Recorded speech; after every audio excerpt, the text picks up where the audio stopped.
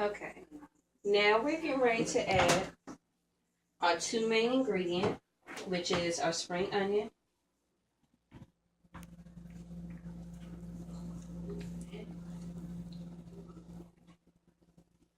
Finely chopped, of course. And our special sauce to give it a little bit more flavor. And of course, like I've been saying all evening, you gotta make sure that it's completely blended.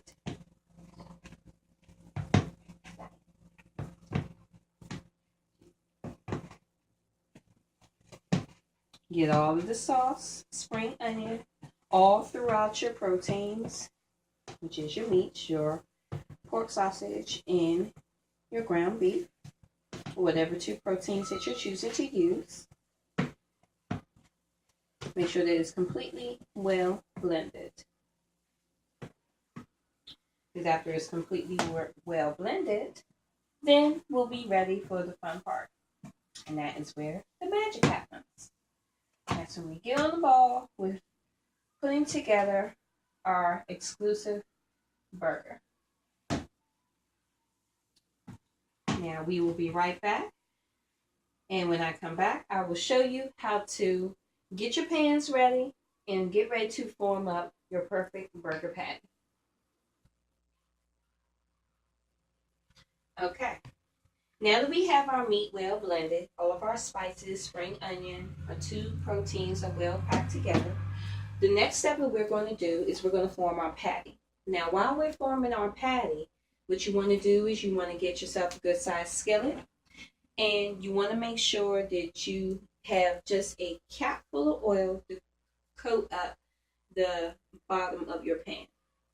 Now, I know you're asking, why would I have to do that if both of my meats do excrete a certain amount of oil while they're being cooked? Well, the one thing that you don't want to do is you don't want your burger to fall apart and you don't want it to stick to the pan.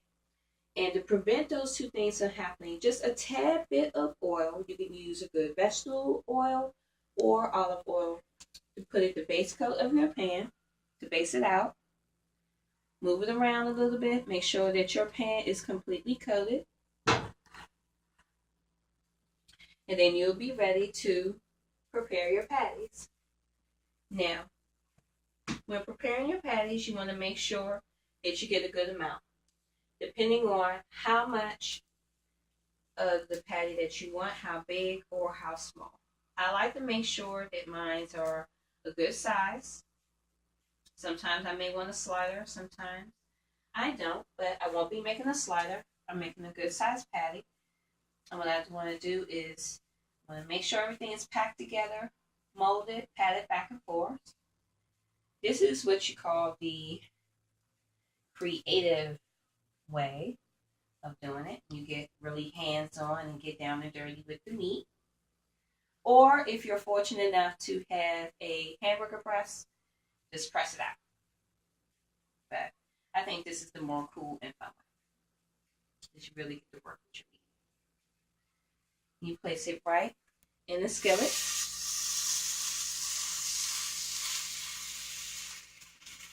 Make sure that your flame is not too high. That's what you want to do. Now, you have a choice to either prepare one, but I'm going to do two. Because there's going to be two ways that we're going to be doing our burger this evening. Our brunch time burger. Don't forget that. Get a little bit of your breakfast and your lunch all in one fun sandwich. Healthy, nutritious. Place it right in the skillet, like so.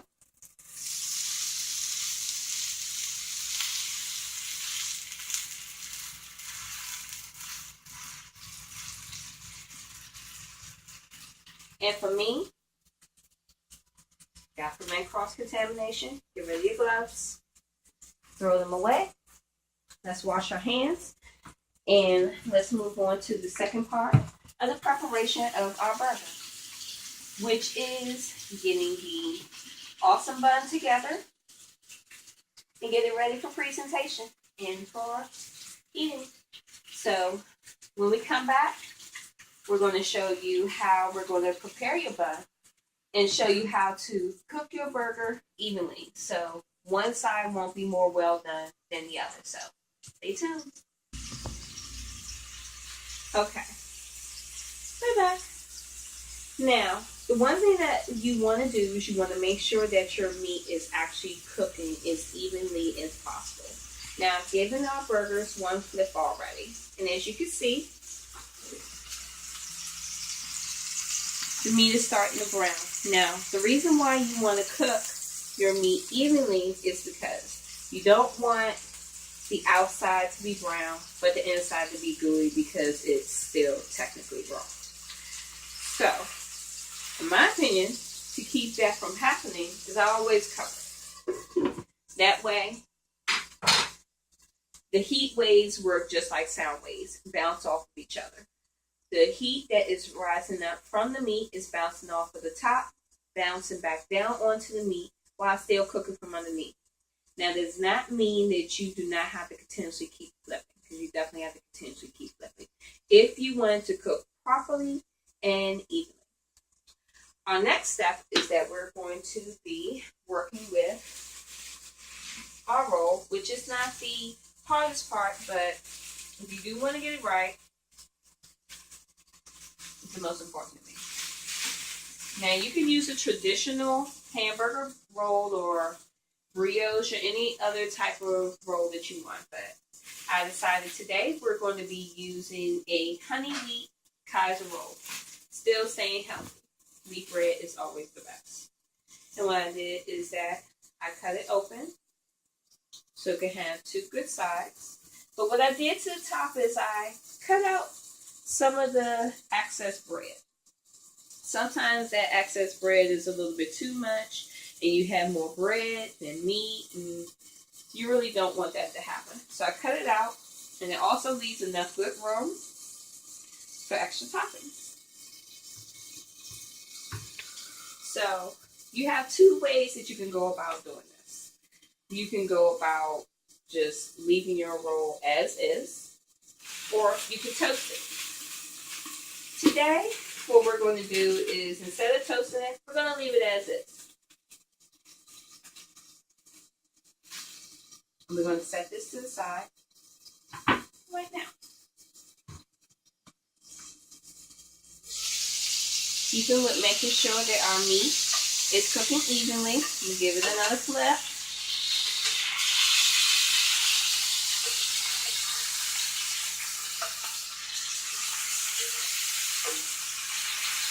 Everyone wants that awesomely pretty burger.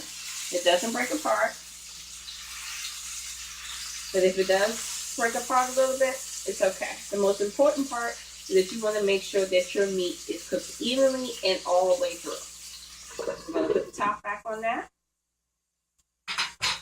Next thing we're going to be working on is the preparation for what goes on top of our burger, which we have our spinach, we have our mushroom, and we have our element of surprise to keep that breakfast appeal onto our brunch time burger.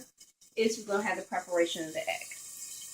Next, we're going to have a special guest. This is my daughter who's going to be preparing the mushrooms. She's going to show you how she sautés them and cooks them, and she's very good with that. So, stay tuned. And we are back. Now, here we have my lovely daughter, Amira Martin. She's going to be preparing the mushrooms, the sauteed mushrooms that are going to go on top of our burger. Now, when preparing mushrooms, just like with anything else, you want to make sure that it is cooked evenly, and you want to make sure that you at least have a little bit of seasoning on them. Now, the seasoning that we're going to be using for our sauteed mushrooms is lemon pepper. So she's going to put a couple of sprinkles and dashes of lemon and pepper right on top of the mushrooms.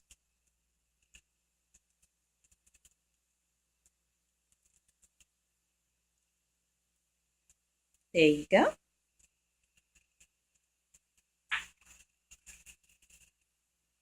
And she's going to Safety first. Good job, Amira. Use a pot holder and swish, swivel, flip the mushrooms around in the pan. And you want to make sure that they have a nice, good color. Depending on what type of mushroom that you use. What we're using this evening is a good sliced portobello, baby portobello mushroom.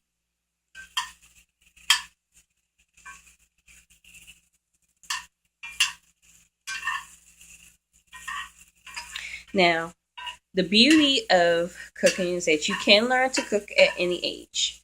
But if you're teaching someone younger than you to cook, always make sure that when they decide to want to partake in a little bit of culinary experience, that you, as the adult, the responsible adult, is there monitoring the progress. And she's going to be using a little bit of more butter for flavor. Not too much, Mary. Not too much. Okay, good. Use a little bit of butter for flavoring, as well as make sure to keep the pan coated. And she's going to flip those around some. Make sure they get cooked nice and well. Now, mushrooms happen to be one of those vegetables that you have a choice to either cooked or raw. But for our burger, we definitely want these cooked. It goes right along well with the texture and the flavors of the pork sausage and the ground beef.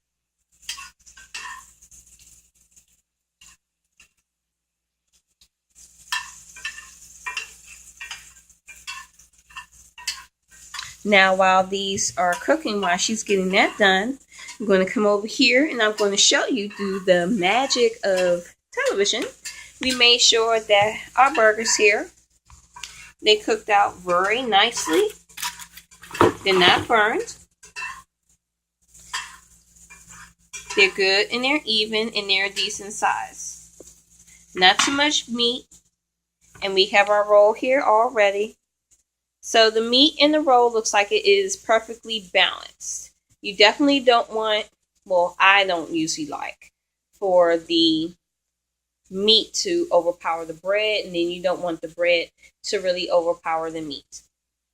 So everything is well balanced out right here. And as you can see, Amira is getting our mushrooms all together. They are turning out fabulously. Good in color. Got those flavors going around in there.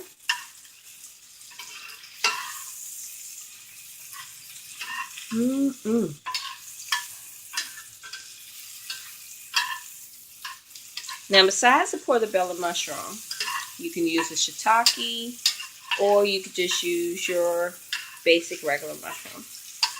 Canned mushrooms are okay, but they always stay in storage with all that sodium and byproducts that they need to preserve the mushroom. So I do enjoy a good canned or jar mushroom, but it's nothing like fresh quality ingredients. Now, while these are cooking, we will be back and then everything will be all prepared as far as our mushrooms, our meat, our roll, and then we're going to be moving into the final step. So stay tuned.